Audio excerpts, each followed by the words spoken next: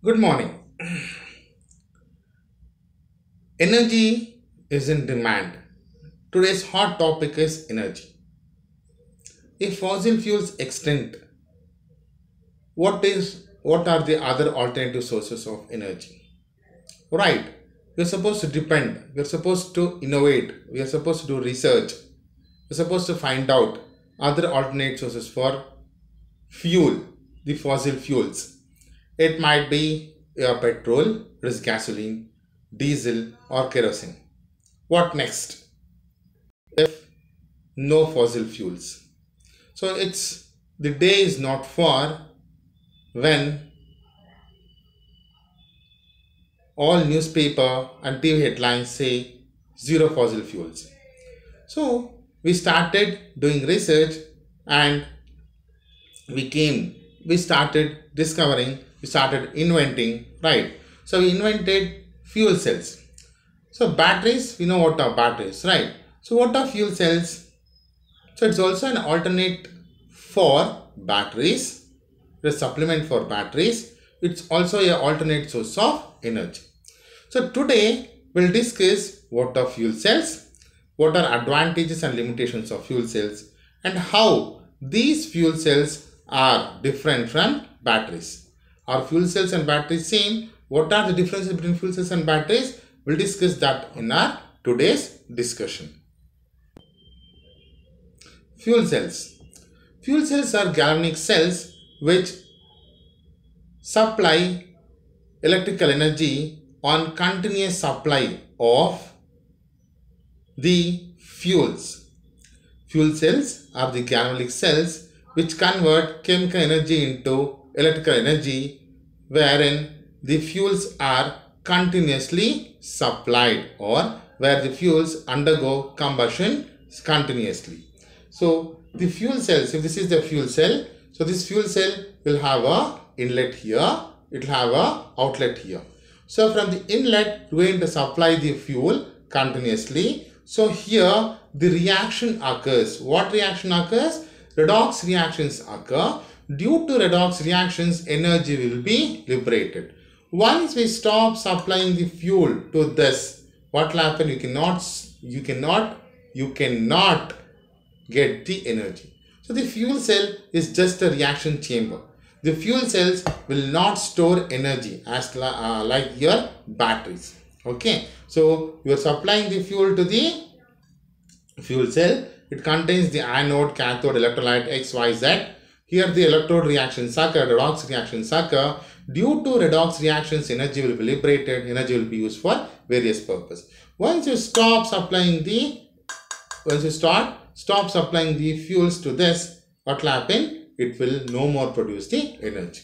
So it is not a energy storage device. It will only convert chemical energy into electrical energy on continuous supply of fuel from external source.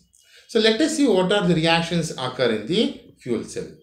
So at anode, what will happen? The fuel undergoes oxidation, liberating the electrons. At cathode, what happens? Water oxidant is formed.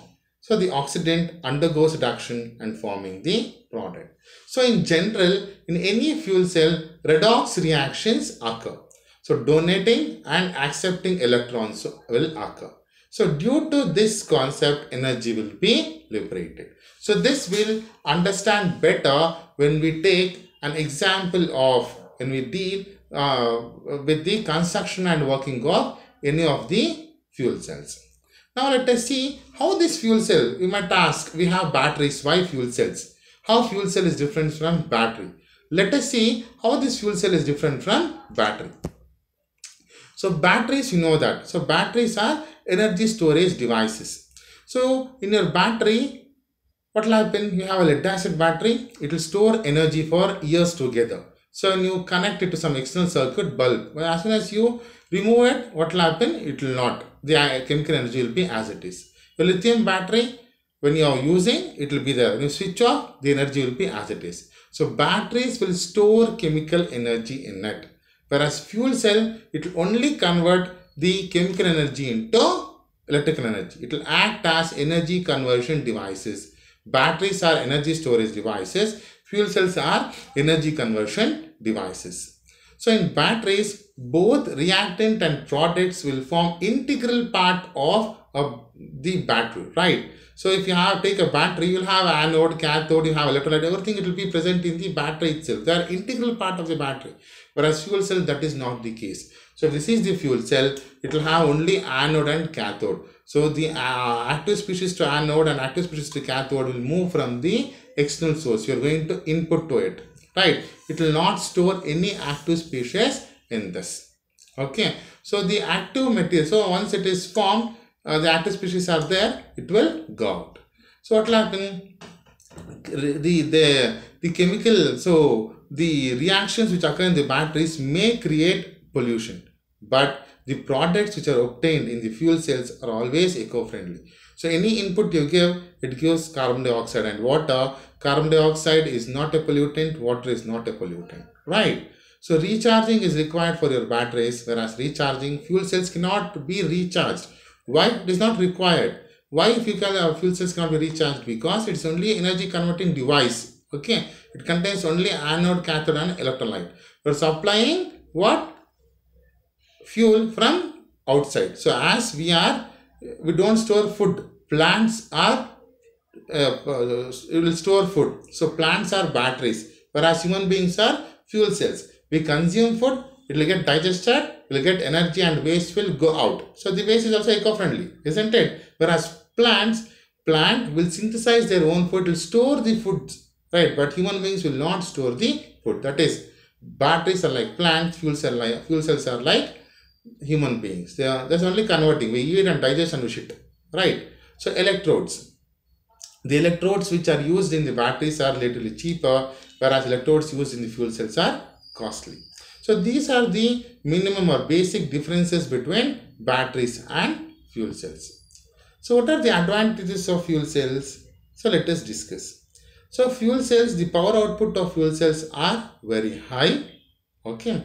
And as we discussed, it's not at all an advantage. That is, fuel cells are not, does not require charging. It is, fuel cells cannot be charged at all. Okay. So the maintenance cost is less and the fuel cells emission do not emit any pollutant. That is, it is eco-friendly. So these are the main advantages of fuel cells. If anything is having advantage, it should have some limitations or disadvantages. So what are the disadvantages or limitations of fuel cells? So fuel cells, the electrodes are very costly. The electrodes usually used in fuel cells might be platinum, right? So or maybe ruthenium or inert electrodes. The electrodes used are relatively costly. So and the gases which we insert, the active species which we send into the reaction chamber will be maintained under high temperature or room temperature and under high pressure. So to maintain high pressure, it's very difficult and it is expensive. So that is once again, risky, right? That is also a limitation. So reactant should be continuously supplied into the fuel cell chamber and the product should be continuously removed. Once you stop supplying the reactants, so what happens? The fuel cell reaction will not occur. Energy will not be liberated, right? So we cannot withdraw any energy. Okay, and the energy as long as fuels are supplied, redox reaction occur, energy will be liberated. So once the fuels are stopped, energy redox reactions will not occur, energy cannot be withdrawn. So this is also a major disadvantage. So these are about fuel cells. So we have discussed what are fuel cells, how they are different from batteries and fuel cell, what are the differences from batteries and fuel cells, what are advantages and what are limitations. Now next discussion, we are going to take one or two examples of fuel cell and let us see the construction and working of the fuel cells in our next discussion. That is, we have methanol, we have different types of fuel cells. We have alkaline fuel cells, right? And we have acid fuel cells, we have solid oxide fuel cells, alkaline fuel cells, etc. So let us take one example of acid fuel cell and let us see the construction and working of acid fuel cell and we'll take one example of solid oxide fuel cell. Let us see construction, working and application of solid oxide fuel cell, as well as one example of the acid fuel cell in our next discussion. Thank you.